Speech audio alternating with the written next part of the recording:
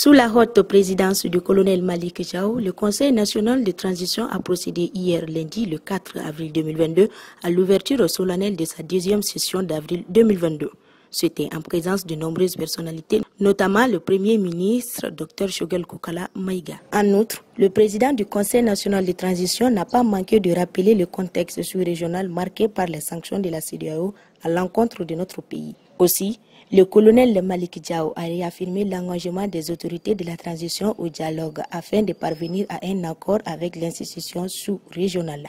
Conformément à l'article 65 de notre Constitution, aujourd'hui, premier lundi du mois d'avril, consacre le démarrage solennel de la session ordinaire d'avril 2022 du Conseil national de transition. À vous tous qui nous avez fait l'honneur d'être présents ici cet après-midi, je vous exprime ma profonde gratitude, ma totale reconnaissance. Les pourparlers avec la CEDEAO se poursuivent néanmoins pour accorder nos positions au seul bénéfice du Mali et de la sous-région ouest africaine, car, après tout, nous demeurons un peuple panafricaniste et un peuple de dialogue. Il est clair pourtant que le Mali ne sollicite aucunement un traitement de faveur quelconque, mais souhaite seulement être compris et traité dignement. Nous voulons juste que notre pays soit maître de sa propre destinée, qu'il puisse vivre en paix et entretenir désormais des relations bilatérales ou multilatérales de façon souveraine avec ses partenaires et ses amis. Chers collègues, distingués invités, je voudrais solennellement ici exprimer la reconnaissance et la gratitude des autorités du peuple malien à tous les pays frères et amis. En annonçant les couleurs, le chef de l'institution parlementaire de la transition a insisté sur les projets et propositions de loi indispensables au processus de refondation de notre pays. Après son installation le 5 décembre 2020, le CNT entame aujourd'hui sa deuxième session ordinaire d'avril. Elle couvrira une période de 90 jours et aura à examiner en l'état actuel du tableau des saisines 30 projets et propositions de loi.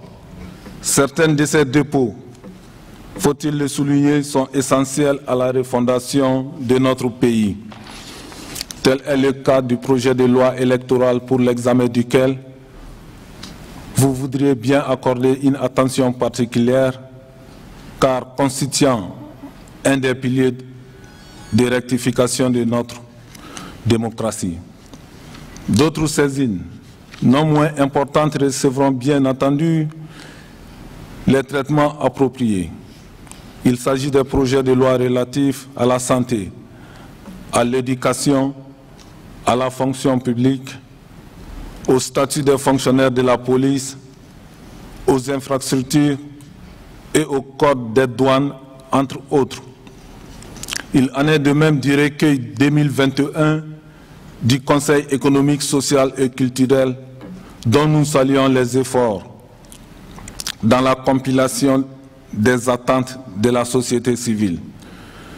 Par ailleurs, le CNT reste disposé à examiner avec la diligence requise, aussi bien au cours de cette session qu'en session extraordinaire, tout projet de texte élaboré par le gouvernement dans le cadre de la mise en œuvre des recommandations des Assises nationales de la refondation.